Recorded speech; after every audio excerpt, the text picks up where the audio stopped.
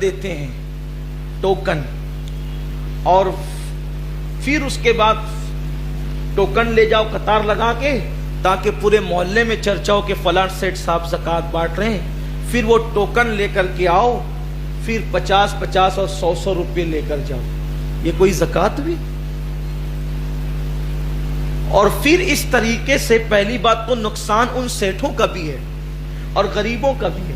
نقصان سیٹھوں کا یہ ہے کہ اگر آپ نے مستحق کو زکوٰۃ نہیں دی تو آپ کی تو زکوٰۃ ہی ادا نہیں ہوئی۔ اس طرح یہ جو قطار لگا رہے ہیں آپ ٹوکن کے لیے، تو اس میں تو کوئی بھی آئے گا، عوام کو تو اللہ کا خوف کہاں رہا؟ ارے عوام تو عوام ہے، کس کو اللہ کا خوف رہا؟ الا ماشاء اللہ، کوئی بھی آئے گا قطار میں کھڑے ہوگا، ٹوکن لے کر جائے گا۔ اب جو ٹوکن لینے کے بعد 100 روپیہ 50 روپے جو آپ دے رہے ہیں، تو اب وہ جو زکوٰۃ ہے اس کا وہ مستحق نہیں ہے، وہ تو ادا ہی نہیں ہوگی زکوٰۃ،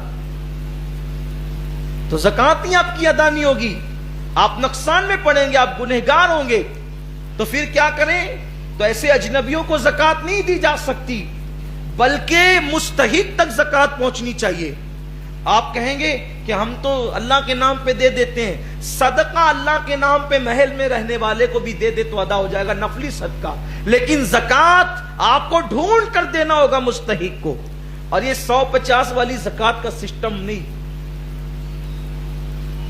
بلکہ زکوٰۃ اس انداز سے دیجئے کہ آپ کی زکوٰۃ سے ایک بندے کا رمضان شریف کا تہوار تو درست ہو جائے، اور 50-100 روپے میں اس کا ہونا کیا ہے؟ اس کا ہونا کیا ہے؟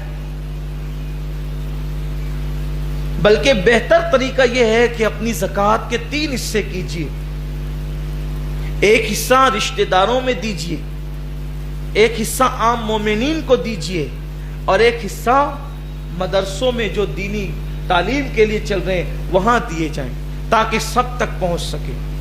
بلکہ رشتہ دار اگر آپ سے زکوٰۃ لینے میں شرماتے ہوں، آپ کے رشتہ دار غریب ہے اور وہ غیرت کرتے ہو یا شرماتے ہو، تو اسلام یہ کہتا ہے کہ اس کو یہ کہہ کے بھی آپ زکوٰۃ دے سکتے ہیں کہ یہ لے عیدی ہے، یہ لے تہواری ہے، یہ لے بچوں کا خرچ ہے، تاکہ اس کے عزت نفس کو ٹھیس نہیں پہنچے۔ دیکھو اسلام وہ مذہب ہے۔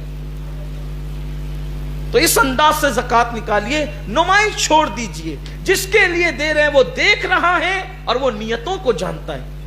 یہ قطار لگوا کر کے زکوٰۃ دینا اسلام میں نہیں ہے، یہ ٹوکن بانٹنا، 50 روپے دینا، یہ سب یہ چھوڑیے اس کو، اور میری بات ان لوگوں تک پہنچائیے، اللہ تعالیٰ انہیں بھی توفیق دے دینے والوں کو۔ اور آپ سے بھی کہتا ہوں ان لوگوں تک بھی یہ بات پہنچائیے کہ اگر آپ زکوٰۃ لینے کے مستحق نہیں ہیں تو زکوٰۃ مت لیجئے۔ اگر سیٹ آپ کو لوم چلانے کی وجہ سے حق رضا کے نام پہ زکوٰۃ دیتا ہے، آپ کے پاس تو سیمسنگ کا 50,000 کا موبائل ہے، آپ کے پاس تو 80,000 کی بائک ہے، آپ کا خود کا مکان ہے، آپ نے عید پر 5 ڈریس سلانے کے لیے خرید لی ہیں، اب آپ کیسے زکوٰۃ لے سکتے؟ آپ کا زکوٰۃ لینا بھی ناجائز ہوا اور اس کا آپ کو دینا بھی ناجائز ہوا۔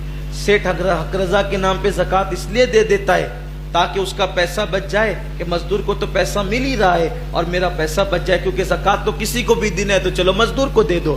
ہر مزدور زکوٰۃ لینے کے قابل نہیں ہوتا، تو حق رضا آپ کا حق ہے، آپ وہ لیجئے، لیکن یہ کہیے کہ بھئی میں نے زکوٰۃ نہیں لینا، میں زکوٰۃ کا مستحق نہیں ہوں۔ یہ چیزوں کا آپ خیال کریں، اور یہ بات یاد رکھیں، یار اللہ دیتا ہے تو ختم نہیں ہوتا ہے، بندوں کا دیا ہوا تو ایک نہ ایک دن ختم ہونا ہے، اس لیے بندوں کی آس چھوڑو، اللہ سے آس لگاؤ، اور وہ نوازنے والا ہے، وہ جس کو دیتا ہے بے حساب عطا کرتا ہے۔ اور آپ سے بھی کہتا ہوں اگر زکوٰۃ آپ پر ہے تو جتنا حساب ہوتا ہے اس سے کچھ زیادہ نکالیے، زیادہ نکالنے میں نقصان نہیں ہے، کم نکالنے میں نقصان ہے۔ اگر 1 پیسہ بھی آپ نے کم نکالا تو وہ 1 پیسہ کئی لاکھوں روپے کو لے کر کے چلا جائے گا اور ہلاک کر دے گا۔ اس لیے زکوٰۃ کی رقم آپ کے پاس، زکوٰۃ خور مت بنیے، زکوٰۃ خور مت بنیے۔ آپ کہیں گے زکوٰۃ خور کیسے ہو گئے؟ بھئی اگر 1 روپیہ آپ نے زکوٰۃ کا اپنے مال میں بچا لیا تو وہ 1 روپیہ آپ نے کھایا کہ نہیں کھایا؟ زکوٰۃ کا